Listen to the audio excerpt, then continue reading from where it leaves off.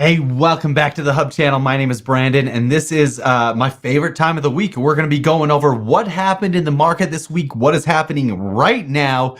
Rob's going to be taking your charts live. So if you have any stock symbols, go ahead and put those in, and we'll go ahead and grab those. Rob will take those and take a look at them. But Rob, get on in here. If you don't know Rob, he is the guy when it comes to talking about what's happening in the market. What are you seeing right now, Rob? What's catching your eye?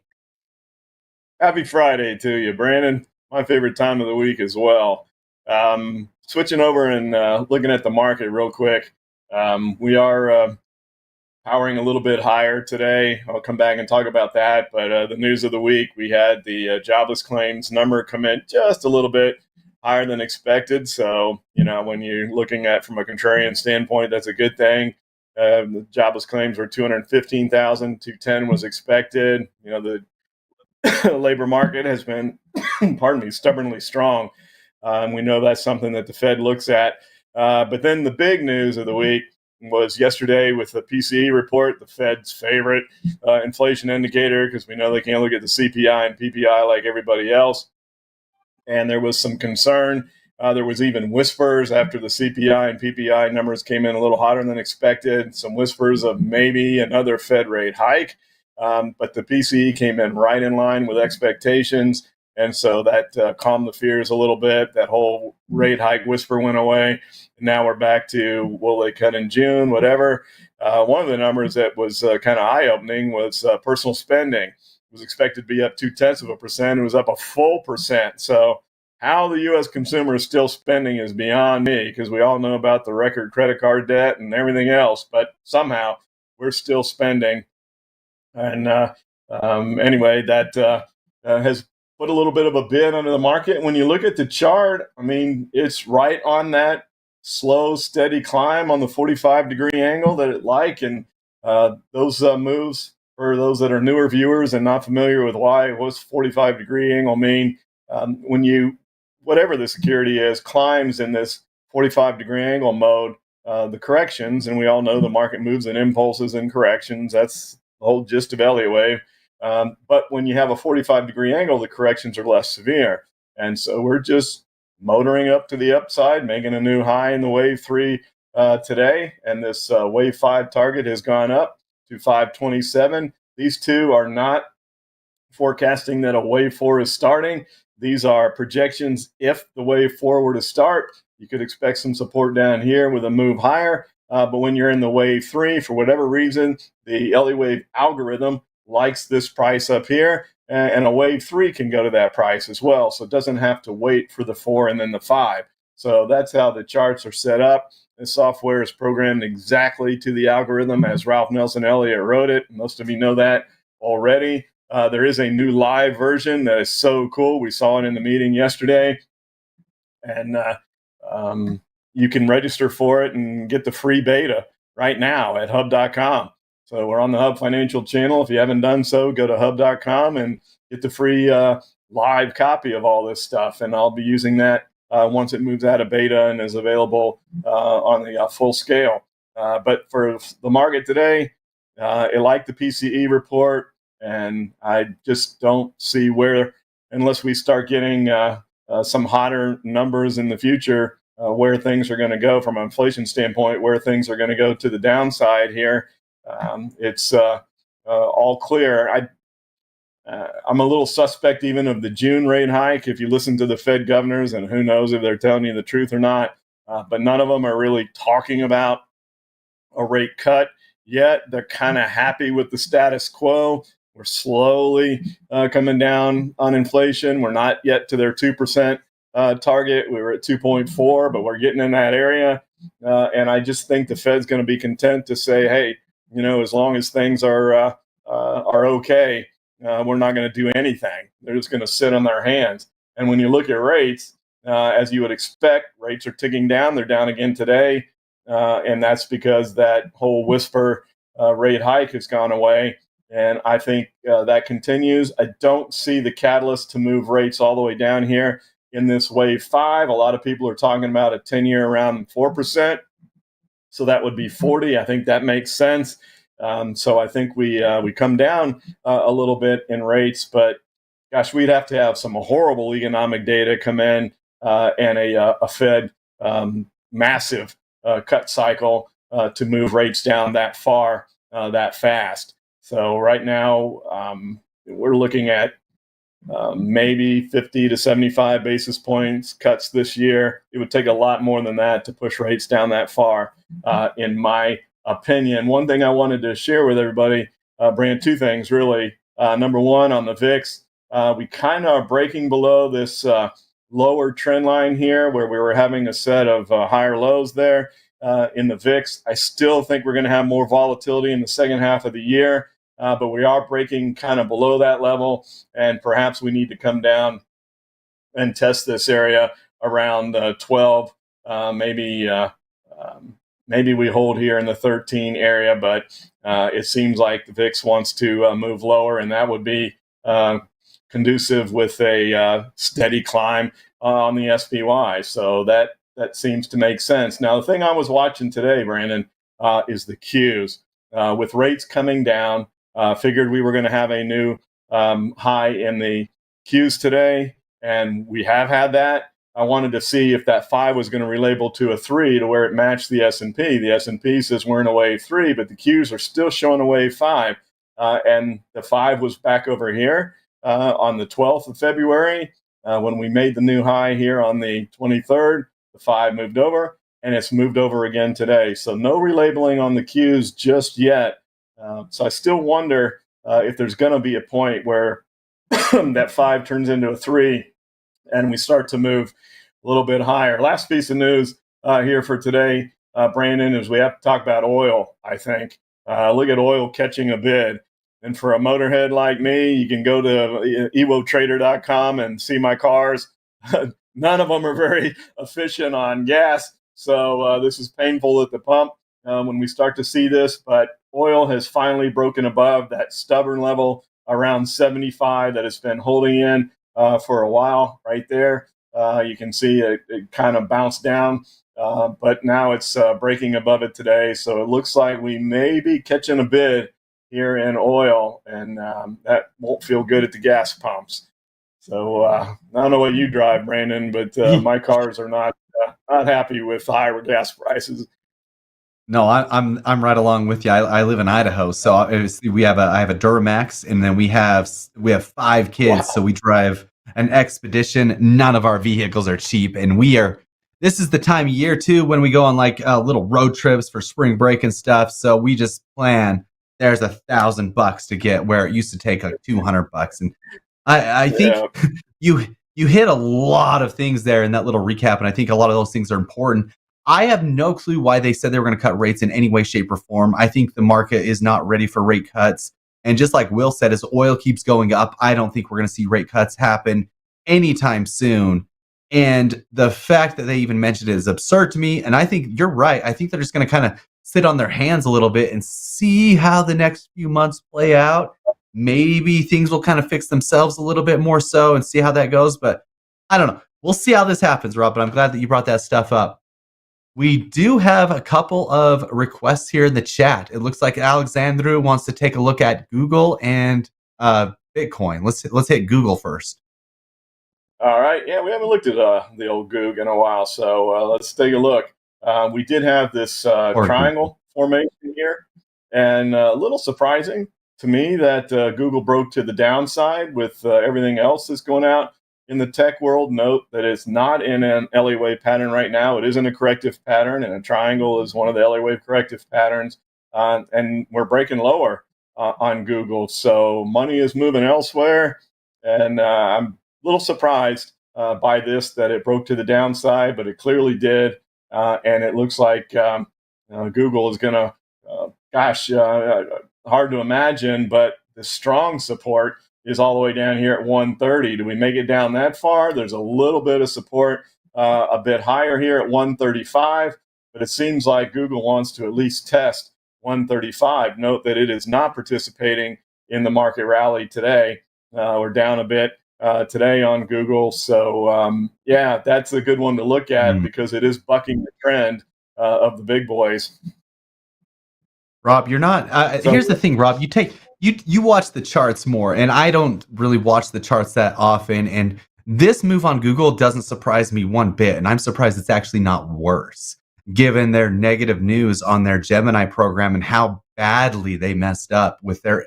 I mean, AI is the narrative right now in 2024, and if you're going to screw up your only launch of AI and have it come out with such a bad presentation, I mean, misrepresenting historical facts because of liberal bias is not something that you want to do as a company right now. And so this is what happened to Google. And that's going to continue to downtrend unless they can fix this narrative for their company, which is very unfortunate. Anyway, that's just my 2 cents.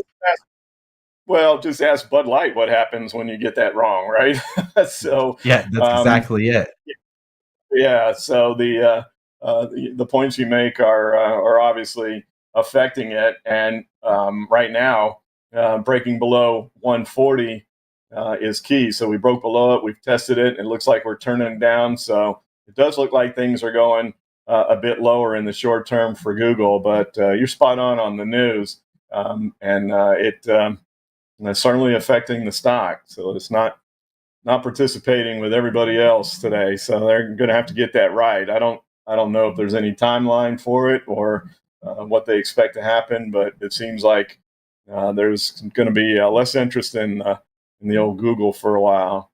So what was the other one? Bitcoin? Well, I'm excited to talk to you about the Bitcoin as well, because my goodness, you've been spot on this. You said we'd have 60,000 by the halving. And so I'm curious as to what you think as we're consolidating right in the 62,000 range. Vertical move up here, just rocket ship, and a little separation from the 10-day moving average. So perhaps a little consolidation in here, but you're the expert. So what do you think? And do we go higher before the halving now that we're already at 60,000? So what do you think? Oh boy, there's so much to break down here if we wanted. I don't think we have time in this show. Obviously, we do other crypto shows and stuff where we do talk about this, but this is something where we're gonna have to watch this one as the ETF inflows still continue. I don't know if you saw this week, but BlackRock record numbers, $500 and $600 million consecutive days this week into the ETFs, into Bitcoin. But we saw a huge grayscale dumpage on Thursday. We also saw a power outage, let's just say, over at Coinbase, which stopped the move up. I think we would have hit all-time high that day had that not happened. But I do believe something happened over at Coinbase to make their circuit breakers trip, and we were hitting 64,000 that instant. It dropped down to 58,000 in a matter of 30 seconds and then consolidated around the 62,000 area, which it will continue to do so as we wait for more numbers to come in over the next week and see these ETF volumes. The issue with Bitcoin, dry supply. There is literally almost no Bitcoin left on the OTC counters. We have ETFs buying. We have new sovereign nations buying. We have potentially Jeff Bezos buying Bitcoin. He just met with Michael Saylor over this last couple of weeks on his private yacht, and he pulled out $8 million of Amazon stock around that same time. Seems really interesting. $8 billion, sorry. So the fact that all this is happening is very interesting. And you said $60,000. Yeah, we did hit that. It will consolidate here for a few days. But now, given my new math and my new data, I had predicted this, but I still see typically before the halving, we have a little sell-off. We still have 47 days before the halving here with Bitcoin. I think we are going to be up at $69,000 before the halving now, which is going to be a new all-time high and potentially higher. And after the halving, I still don't see much of a sell-off. We will still hit my goal, I think, of $80,000 Bitcoin this year. And I have all of the math to support that. I have all the charts to support that we cover. And it's just, I mean, it's a foregone conclusion in my mind, but everybody can say what they want to. So. Well, you're the expert in my opinion. So with the scarcity of Bitcoin, does that drive the price considerably higher, or does that swell the buying a bit? Because here's Ethereum, which you said would outperform, and that's even more vertical than Bitcoin is. So once again, kudos, my friend. You were spot on there as well. So Ethereum, just look at that move. My goodness. Geez, that's crazy. So I mean, when you pull up... Do people move elsewhere, or do they stay in Bitcoin? What do you think? So this is what's going to happen. Elsewhere in the Yeah, you will see this matriculate down as more and more. I mean, everybody's like, oh my gosh, we're going to totally run out of Bitcoin, but there's always going to be sellers pop up. I mean, if I told you I will pay you $1 million of Bitcoin, you're going to sell a Bitcoin. So at some point, Bitcoin's going to sell at some price. That's just the law, the macroeconomics of it, Maslow's theory of economics. Supply will always meet demand somewhere. And so we will always have people selling Bitcoin, but at what price point? And what happens is once those people sell that Bitcoin, they are crypto oriented people. They're going to stay in the crypto world. So that will always funnel down to the other tokens. And this is every single cycle. You get the Bitcoin, Ethereum pump, and then you get the altcoin pump, and then you get the meme coin pump, and then you get the NFT pump, and it just cycles around and around. And if you live through enough of these cycles, you can start to play those rotations into each of those coins as those happen, which is a big deal in crypto. And we watch that and we set up for that with our groups that we're involved in and other stuff. So it's very interesting to see. Yeah, does it help to diversify into all those areas that you mentioned, or is it better just to watch the cycles and go in and out? You know what I mean? So do you have a little bit of Uh, each, or you, no, no, no, what's no. We the do. We have a very well-rounded portfolio balance in our digital asset classes because, for example, this last week we saw Bitcoin go up what an absurd amount, 8, 9, 10% or whatever some days. But we have a huge AI basket of crypto that have gone up 50% this last week. And that accounted for like 30 to 40% of our portfolio balance, which is huge for us. And so you definitely want to be well versed, even though Bitcoin's doing its thing. I still only have an asset allocation of about 5 to 10% in Bitcoin right now because of the other plays that are happening as well. So that's interesting. That makes a lot of sense. I'm glad you stated it that way because in the whole general world of investing, that makes a lot of sense. So it's crazy. Even though I'm 100% crypto, only 5% Bitcoin. So anyway, the other question that we did have here in the chat, unless you wanted to hit on more crypto stuff, maybe we can come back and circle back to that. Mara, I guess that would be kind of like my wife saying, yeah, diversify into stocks. Let's talk about yeah, Mara. yeah, Thanks, Will. big diversification right here, Brandon. So a little bit, just took off and maybe a little too vertical there. So a little bit of retracement, but the key here, based on the charts, is it held 25. We're getting a little bounce today off that 25 level, and I think that could have given an entry. It may still be an entry here on Mara, but clearly that's going to follow along with your projection, in my opinion, of what Bitcoin's going to do. I think Mara goes right along with it. And if you are looking for a place, this might not be a bad place to circle back to with a little bit of a drop that it had there. So yeah, I think this chart is constructive and goes higher. It just got a little bit ahead of itself. And when things go that vertically, this tends to happen. But holding at 25 was key. So we closed there yesterday, bouncing back off of it today. That's pretty constructive as far as testing support. So I like that chart. Yeah, any of the miners and stuff. It's going to be an interesting play, but still not a full-on Bitcoin direct play or anything like that. But we'll see how that goes. The next symbol that we Was should your take a wife look at listening is. again? Is that why you said I'm investing in something super safe. What do we got here? What else? I ain't buying Google, so I'll stick with Mara. that? That's interesting. That's funny. I I'm didn't buying. I'm miss buying MicroStrategy. I was in Sell that and eight. got out too soon. Oh, you got out too. Oh my gosh, yeah, that's interesting. The other one that it was interesting to me was Nancy Pelosi invested a lot in Palo Alto. I don't know if you saw that over this last couple of weeks, the news on that, but that would be an interesting one to look at, maybe that cycle too. But anyway, we'll watch this out. It had a big bounce run, a little bit back down today, but let's see if it can stay here in the 300 range. And isn't that interesting that a congressional person is buying cybersecurity stocks? So what does that tell you? Yeah, yep. After a But big this cybersecurity risk meeting. Yeah, yes, exactly. So you go, it's the whole "what do they know that we don't know" type of thing. But we do know that there's constant cyber attacks. We know all that's going on. I just wonder, can we hold in here? It's kind of a channel range here between 280 and 300. I don't see Palo Alto going below that again. That was a pretty crushing drop there, but the rebound would be expected. It tested the 50-day moving average. Now it's got to hold this channel here around 280, 300, and that might be something to look at if it's able to do that. Yeah. Okay. Well, thanks for going over that. Let's get this last one in here from Manuel Costa. CELH. CELH. I don't even know what that is, but I'm sure you do.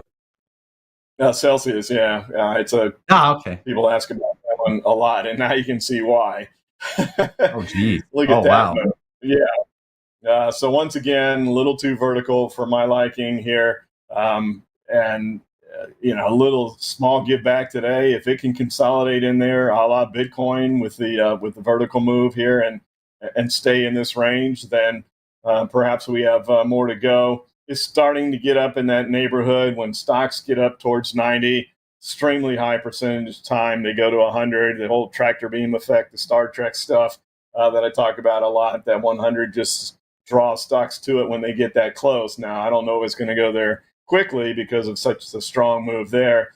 So maybe some backing and filling goes on here over the next several trading days, but I don't think that's the high. I think it's going higher from here, but maybe not on Monday. It might need to consolidate this move a little bit more, let that 10-day moving average catch up. The support is way down here at 70. I don't know that it makes it down that far. That would be a gift, I think, if it did. But yeah, this has been in the news and probably going higher. Before we move on, Brandon, I wanted to show Tesla. Everybody asks about Tesla, and it's trying really hard here. I don't know if you saw the news, but Elon tweeted out that he is committed to that new Roadster, and he said it's going to be the coolest car on the road, if you can call it a car. I don't know what that means, but he had talked about the Roadster years ago, and nothing ever happened. And now he's tweeted again this week about it, and we've gotten back above 200. The whole key here is it's got to hold 200 if you want to see Tesla try to catch another bid. We're still in a 5-wave to the downside qualified pattern, but as long as we can stay above 200, maybe some money moves back into Tesla. But with all the AI and crypto and everything else that's going on, Tesla's been kind of forgotten about a little bit. But your key level there is 200. You want to see it hold there. Just wanted to throw that one in, since people don't ask about it every week anymore like they used to. Couldn't do any kind of a show without somebody asking about Tesla. Tesla used to be the golden goose, huh? No, I'm still watching. I'm watching Tesla. I mean, I don't look at Tesla as much as a car company. I think they're silently building in the background, and I think they're overlooked right now just because of the same thing you said. They're getting overlooked because of the AI narrative, and everybody's like turning their heads, squirrel type situation. But I think Tesla's going to come back into the narrative here soon, and we might see a run up there on that one. Yeah, well, as long as Rob, it's above 200, I think you're going to be right. Yeah, that's true. That's true. What if $100? I don't know. Tesla looks a little shady, but Rob, gosh, this might be the last show that I get to do with you for a while. Holy cow! But this has been great. This is a good show. I really appreciate it, and I hope all of you who are watching appreciate Rob's insight. He knows what he's talking about when it comes to the market, and I enjoy this 30-minute little market recap that we get to do every single week. Rob, if you haven't subscribed to the channel, please do so. Go check out Hub Software. That is valuable stuff. Like the video, and we will see you back here next week, or Rob will. I will enjoy your trips away, Brandon, and I do look forward to the next time you're back. And thanks as always for having me on. I look forward to this each week. Yeah, we'll see ya. Bye-bye. Take care.